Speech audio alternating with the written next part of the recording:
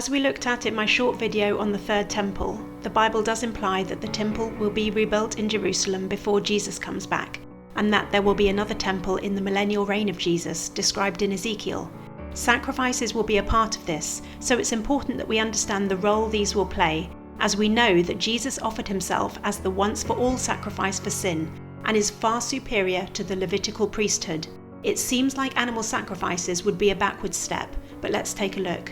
From the description in Acts, it appears that the animal sacrifices performed at the temple did not conflict with the disciples' and Paul's understanding of Jesus' atoning sacrifice, or undermine the gospel message they were preaching. The temple was destroyed in 70 AD, which put an end to offerings and sacrifices. In the chapters on the end times restoration of Israel, Jeremiah links the millennial reign with the existence of the Levitical priesthood and their offering of sacrifices. Through Jeremiah, the Lord continues that his covenant with David and the Levites is as unbreakable as his covenant with the day and the night. Isaiah describes that people will stream to the temple in the last days, and that believers' offerings and sacrifices will be acceptable, as the temple will be called a house of prayer for all nations. It's therefore helpful to properly understand what animal sacrifices are for.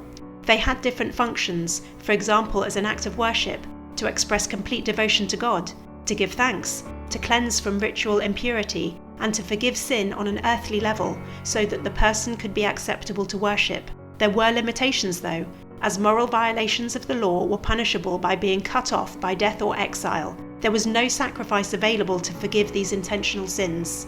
This included sexual sins, idolatry, and murder.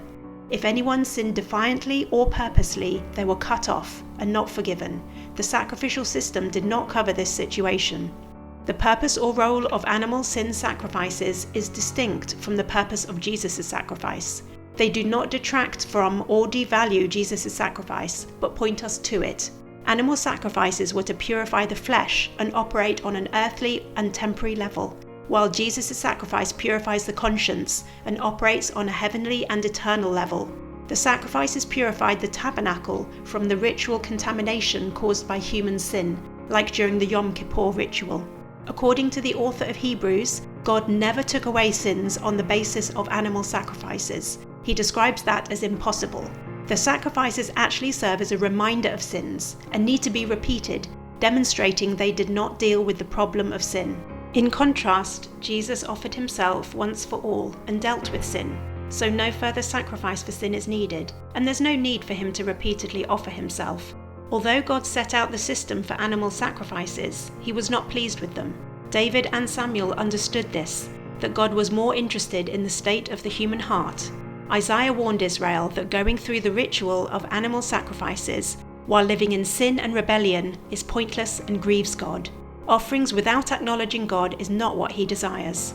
Neither does God need animal sacrifices, as he owns all the animals anyway.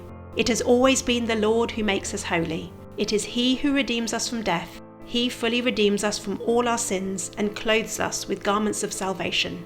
Until the temple is rebuilt and Jesus lives among us in his millennial reign, there's no need for animal sacrifices. We have eternal redemption through Jesus' sacrifice, as by his one sacrifice he makes us perfect forever. Paul urges us to offer our bodies as a living sacrifice to be holy and pleasing to God. Our lives should be a pleasing aroma to God just as the animal sacrifices were. David says that the appropriate sacrifice to God is a broken and contrite heart, and that prayer and praise is like the evening sacrifice. Please like and subscribe for more Bible nuggets from a Hebraic perspective.